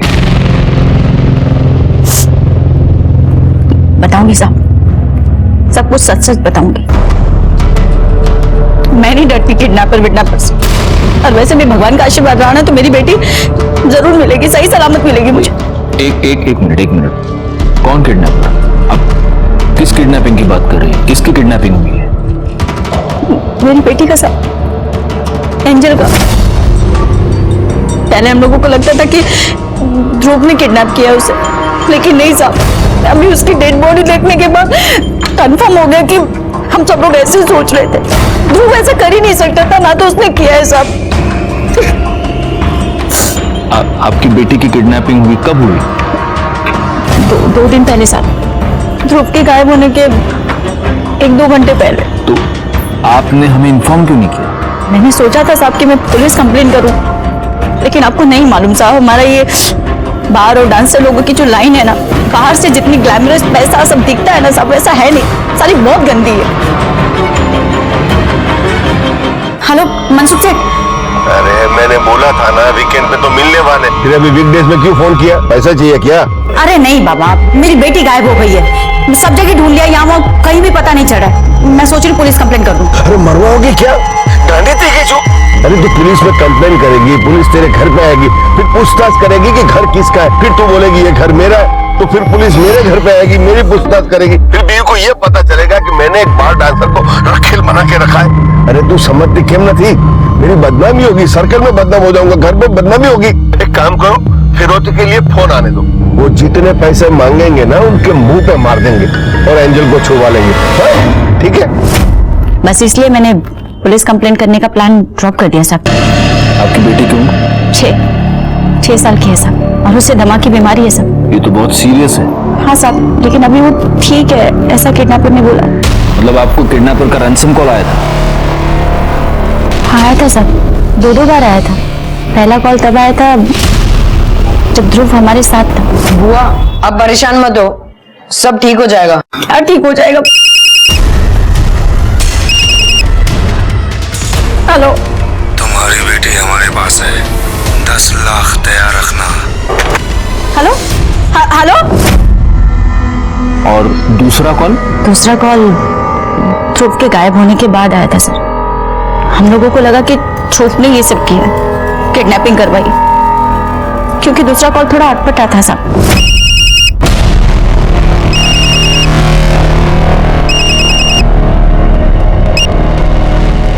हेलो, माधुरी सेठी, अपनी बेबी को लेकर परेशान मत होना, बस हमें ज्यादा नहीं 10 लाख चाहिए। कब तक अरेंज कर सकती हो? तुम कब बोल रहे हो? इस क्वेश्चन से तुम्हें तुम्हारी बेटी तो नहीं मिलने वाली। नहीं, वो अभी 2 घंटे पहले किसी और का भी फोन आया था दूसरे नंबर से, वो भी 10 लाख की डिमांड कर रहा था, इसलिए। वो फर्जी था, कोई तुम्हें उल्लू बना रहा है। एंजल है ना तुम्हारी बेटी का नाम? हाँ, देखो उसको ना अस्थमा है, वो पंप के बिना। डोंट वरी, हम उसका वो इनहेलर ले लेंगे। बस तुम 10 लाख की जल्दी से जल्दी अरेंजमेंट कर लो। आप अपनी बेटी की फोटो यहाँ दे दीजिए और वो दोनों नंबर्स भी दीजिए जहां से आपको फिरौती के लिए कॉल आया है। हम जल्दी से जल्दी आपकी बेटी को ढूंढ लेंगे। अच्छा एक बात बताइए, ये सब लोग? साहब ये मेरी बड़ी बहन है शिल्पा, उसके हस्बैंड, और ये हनी मेरे साथ काम करती है। इनके अलावा आपके घर में और कौन? कोई नहीं है साहब, माँ बाप बहुत पहले मर चुके। एक बड़ा भाई था, नागपुर में रहता था, तो उसका भी कार एक्सीडेंट में उसकी बीवी के साथ। ध्रुव उनका ही बेटा था साहब, जो हमारे साथ रहता था। और आपके हस्बैंड? मेरी शादी नहीं हुई साहब। सॉरी, एंजल के फादर? वो मैं कंफर्म नहीं बता सकती साहब, उस टाइम पे। आप प्लीज अपना फोन मुझे देंगे? डरिए नहीं, हम सिर्फ आपके फोन में एक ऐप फिट करेंगे। आपको किडनैपर का जब भी फोन आएगा हमें तुरंत पता चल जाएगा। प्लीज। हेलो, तुम्हारी बेटी हमारे पास है। 10 लाख तैयार रखना, कब कहाँ देने हैं बता देंगे। हेलो, माधुरी सेठी, अपनी बेबी को लेकर परेशान मत होना, वो हमारे पास है। बस हमें ज्यादा नहीं, 10 लाख चाहिए। कब तक अरेंज कर सकती हो? तुम कब बोल रहे हो? इस क्वेश्चन से तुम्हें तुम्हारी बेटी तो नहीं मिलने वाली। गायकवाड़, ये दोनों फोन कॉल्स अलग अलग लोगों ने किए हैं। जी सर, दोनों की आवाजें अलग हैं और बात करने का तरीका भी अलग है। सर एक ये हो सकता है कि इस किडनैपिंग का मास्टरमाइंड ध्रुव हो, और ध्रुव के मर्डर के बाद किडनैपर्स में फूट पड़ गई और अब अलग अलग फोन कर रहा है। ये भी हो सकता है कि जिसने इस एंजल को किडनैप किया है उसी ने ध्रुव का मर्डर भी किया है। ध्रुव को रख के कोई फायदा नहीं था इसलिए ध्रुव को मार दिया, और अब एंजल को रख के फिरौती की रकम वसूल करना चाहता है। मतलब अगर हमें एंजल का किडनैपर मिल गया तो हो सकता है ध्रुव का कातिल भी मिल गया। पता नहीं साहब, अचानक से ये सब क्या हो गया। मेरा ध्रुव दुनिया छोड़कर चले गया।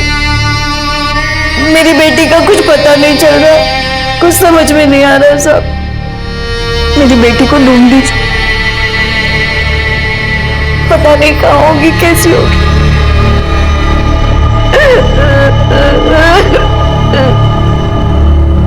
बेटा एक मिनट, तुम तीनों ध्रुव के दोस्त हो? हाँ अंकल। अच्छा, मुझे ध्रुव के बारे में तुमसे कुछ पूछना है। अंकल आप कौन हो? बेटा मैं पुलिस से। अच्छा, ये ध्रुव की किसी के साथ कोई दुश्मनी, उसे कौन मार सकता है, कुछ जानते हो? नहीं अंकल। ध्रुव लड़कियों वाले कपड़े क्यों पहनता था? अंकल उसे डांस का बहुत शौक था, फिर वो जब अपनी बुआ के यहाँ रहने आया तो यहाँ डांस की रेगुलर प्रैक्टिस होती थी। लेकिन ये डांस का लड़की बनने से और ये लड़कियों के कपड़े पहनने से क्या कनेक्शन है? अंकल उसे लगा वो अपनी बुआ की तरह बार डांसर बन के बहुत पैसे कमा सकता है। तो फिर वो कपड़े किसके हैं जो वो पहनता है, उसकी बुआ के? नहीं सर, वो उसके घर में रहती है ना, हनी, उसके थे। तो ध्रुव ने जो ड्रेस पहनी थी वो ड्रेस तुम्हारी थी? हाँ सर। ध्रुव को ये लड़कियों वाली ड्रेस पहनाना, ये पूरा आइडिया तुम्हारा था? नहीं सर, एक दिन जब मैं अपने घर पर थी और नहा रही थी तो ध्रुव घर पर आया था और सर खुद ही उसने ये ड्रेस ट्राई कर ली थी। ध्रुव, सॉरी दीदी, मैं इसको अभी निकाल। अरे नहीं नहीं नहीं, बहुत अच्छा लग रहा है। तुम्हें क्या लगता है हनी, ध्रुव को किसने मारा होगा?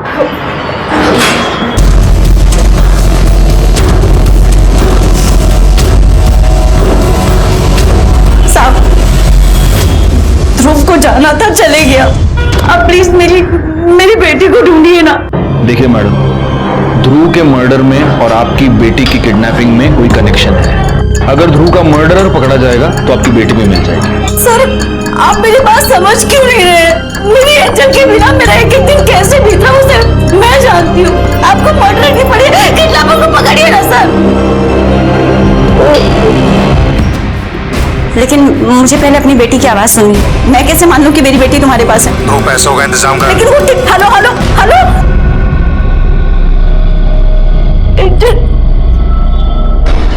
तबीयत ठीक है, जैसे ही बोलेगी फोन करता हूँ। तो पैसों का इंतजाम कर। सर ये आवाज उस किडनैपर की लग रही है जिसका कॉल सबसे पहले आया। मतलब ध्रुव गायब होने से पहले। और वो जो दूसरा कॉल था उसने दोबारा कभी फोन नहीं किया? नहीं। Something is wrong Gaikwad. मुझे लगता है कि रियल किडनैपर एक ही है जिसके पास ये एंजल है। मुझे बताओ इसका पहला फोन कॉल कैसे आया था? सर उसने पहला कॉल पब्लिक फोन बुथ से किया था। अच्छा, और वो जो दूसरा कॉलर था उसने दोबारा कभी फोन नहीं किया? तो दूसरे किडनैपर ने अपना कॉल इंटरनेट कॉलिंग के थ्रू किया था, लेकिन उसका आईपी एड्रेस हम अब तक ट्रेस नहीं कर पाए। ये जो पब्लिक फोन बूथ है इसके आसपास के सारे सीसीटीवी कैमरे की फुटेज चेक करो। सर वहाँ आसपास कोई भी सीसीटीवी कैमरा नहीं मिला और एंजल और ध्रुव की फोटो भी हमने आसपास लोगों को दिखाई, लेकिन किसी ने भी उन्हें पहचाना नहीं। एज अ पुलिस ऑफिसर ये केस मेरे लिए टेस्ट था। एक छोटी बच्ची एंजल की जान खतरे में थी, उसे किडनैपर से छुड़वाना मुझे प्रायोरिटी लग रही थी, लेकिन तभी ध्रुव मर्डर केस में हमारे सामने कोई लीड आ जाती और हमारा ध्यान उधर बढ़ जाता। आखिरकार हमने ये सोच समझकर डिसाइड किया कि हम एंजल को छुड़वाने पर ही पूरी तरह से कंसंट्रेट करेंगे, और तभी हमारे सामने एक ऐसी लीड आई जिसकी वजह से हमें थोड़ी बहुत मदद मिली।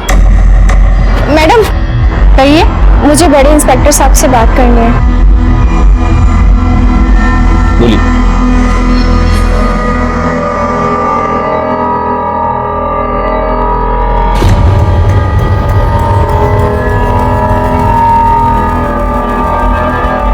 हनी, क्या बात है? सर जब लास्ट टाइम आप मुझसे मिले थे तो मुझे कुछ बात बतानी थी आपको, लेकिन मैं कुछ बताती तब तक माधुरी दीदी वहां आ गई थी। सर ध्रुव को शक था कि एंजल की किडनैपिंग ओम जी ने की है। क्या बात है ध्रुव? हनी दीदी, आपने नोटिस किया जब ओम फूफा जी घर से बाहर गए थे उसी बीच में किडनैपर्स का फोन आया। हाँ, मुझे लगता है ओम फूफा जी ने किडनैप करवाया एंजल को।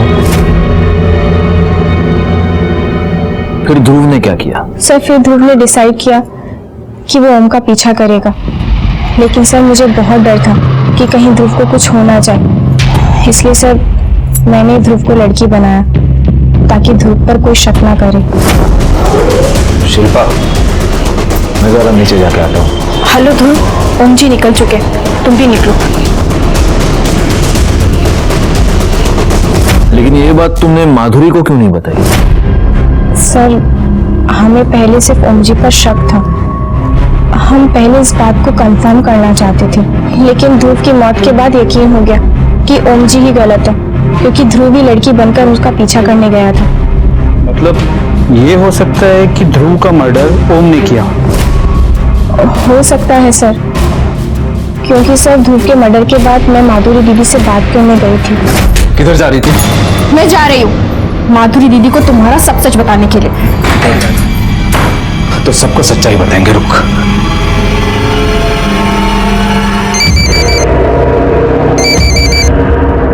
हेलो। हाँ माता जी, जय श्री कृष्ण। हनी से बात करिए। ले बात कर, बात कर। हेलो। हाँ डिग्री, हाँ तू ठीक तो है ना? हेलो। देख, तेरी माँ ये समझती है कि तू यहाँ पार्ट टाइम नौकरी करके पढ़ाई कर रही है, और अगर तू ये चाहती है कि तेरी माँ इसी झूठ के साथ खुश रहे तो कुछ सच्चाई छुपाना भी सीख ले, नहीं तो तेरी सच्चाई अगर उसके सामने आ गई ना तो सोच ले, बेचारी जीते जी मर जाएगी। सर इसलिए इतने दिन मैं चुप रही, लेकिन सर अब मुझसे बर्दाश्त नहीं हो रहा है। सर उमला उचलायचं का? उचलून फायदा काय गायकवाड? हमारे पास प्रूफ क्या है? हमारे पास क्या प्रूफ है कि ओम ने ध्रुव को मारा है, या ओम ने ही एंजल को किडनैप किया है, या फिरौती की डिमांड की? अगर उठा भी लेंगे तो कोर्ट में मुकर जाएगा, छूट जाएगा। उसको रेड हैंडेड पकड़ना पड़ेगा।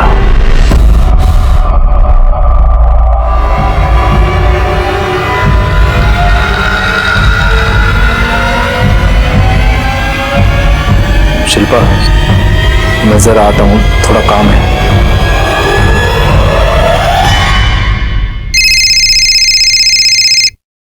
हेलो। हाँ सर, ओम जी अभी बाहर निकले। Okay, thank you.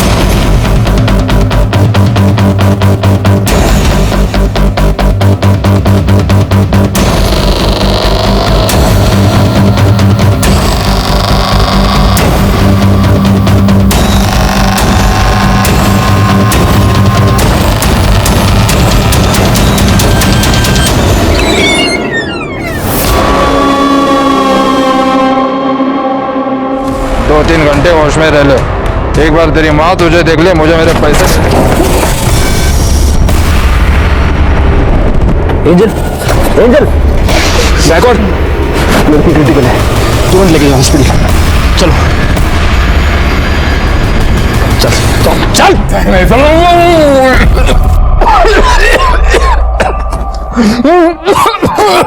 पानी दीजिए सर, पानी दीजिए सर। एक छोटी सी बच्ची के जान के साथ खिलवाड़ किया तूने। सिर के बख्ता का एक खाला तोड़ना मिर्चा।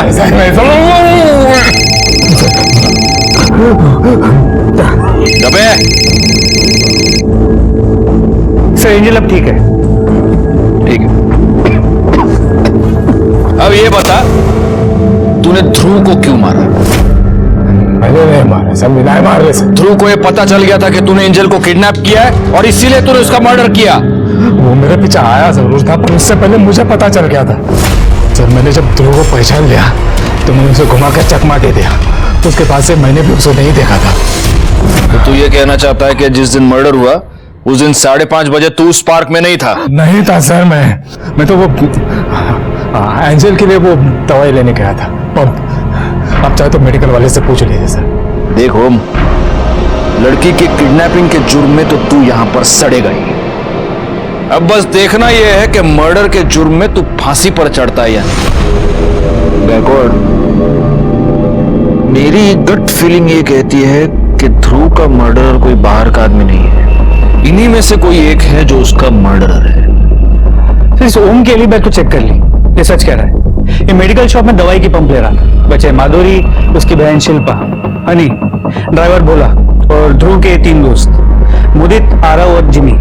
पर हमारी पूछताछ में अब तक ये पता चला है कि ये शिल्पा ध्रुव से सबसे ज्यादा नफरत करती थी। बुलाओ इसे। ध्रुव के आने से आप बहुत ही इनसिक्योर हो गई थी। आपको ऐसा लगने लगा कि माधुरी की लाइफ में आपकी इंपॉर्टेंस कम हो जाएगी। अगर ध्रुव माधुरी के घर में टिक गया तो हो सकता है कि कल को माधुरी आपको घर से बाहर निकाले। अगर ऐसा हुआ, आपकी कमाई का एकमात्र जरिया बंद हो जाए और इसीलिए आपने ध्रुव का मर्डर किया। नहीं साहब, मैंने ध्रुव को नहीं मारा। आप चाहिए तो किसी से भी पूछ लीजिए। जब ध्रुव की मौत हुई मैं माधुरी के घर पर थी। साहब मुझे नहीं पता शिल्पा उस दिन घर पे थी या नहीं, क्योंकि मैं घर पे नहीं थी। कहाँ गई थी आप? साहब वो मैं उन लोगों से मिलने गई थी जिनके साथ मेरे पहले संबंध थे। मेरा मतलब है एंजल के पैदा होने से पहले। पता नहीं मुझे ऐसे क्यों लग रहा था कि उनमें से किसी ने बेटी को पाने की लालच में उसे किडनैप तो नहीं कर लिया। ठीक है, उन सारे लोगों के नंबर्स और नाम हमें चाहिए। जी। वैसे आप गई कैसे थी? गाड़ी से? हाँ सर। अपने ड्राइवर को बुलाइए जरा।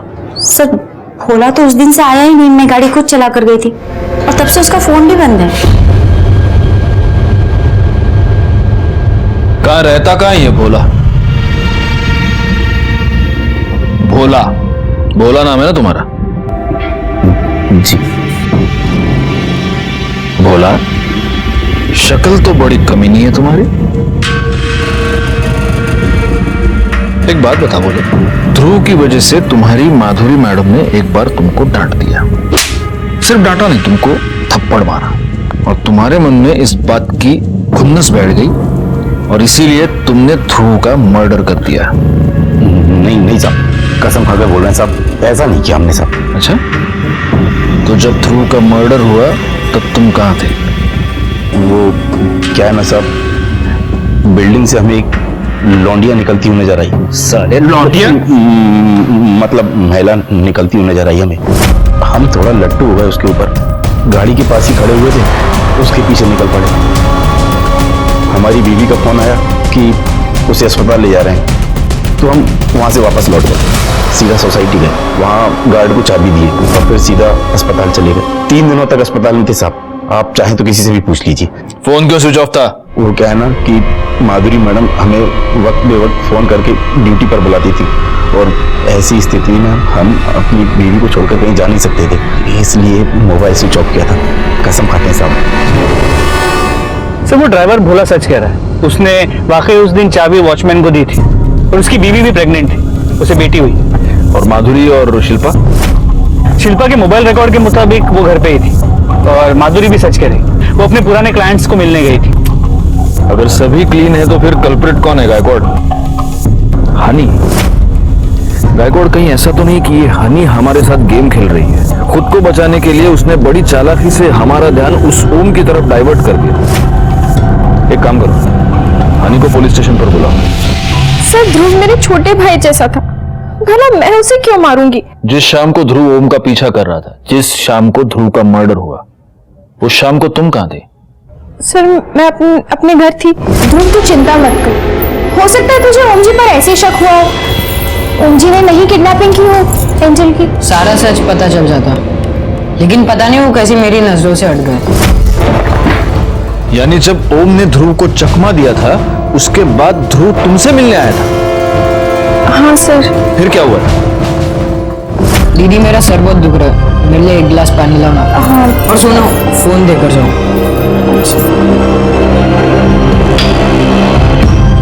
क्या तुम्हें वो नंबर याद है जिस नंबर पर ध्रुव ने तुम्हारे फोन से कॉल किया था?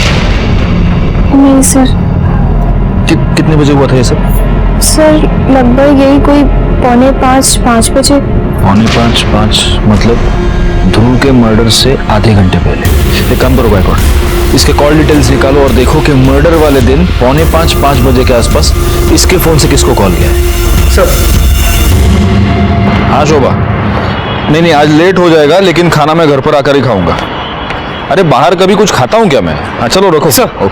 हाँ सर हनी के कॉल रिकॉर्ड्स, इसके मुताबिक ध्रुव ने हनी के फोन से जो कॉल किया था वो अपने दोस्त आरव को किया था। सर इसके अलावा एक और इंटरेस्टिंग बात पता चली है, ये आरव, मुदित और जिमी, इन तीनों के फोन सोसाइटी में ही 5 बजे स्विच ऑफ हुए थे एक साथ। जी सर। इन तीनों के फोन 5 बजे एक साथ स्विच ऑफ हो गए और 5:30 बजे ध्रुव का मर्डर हो गया। गायकवाड़, इन तीनों को उठा कर लाओ।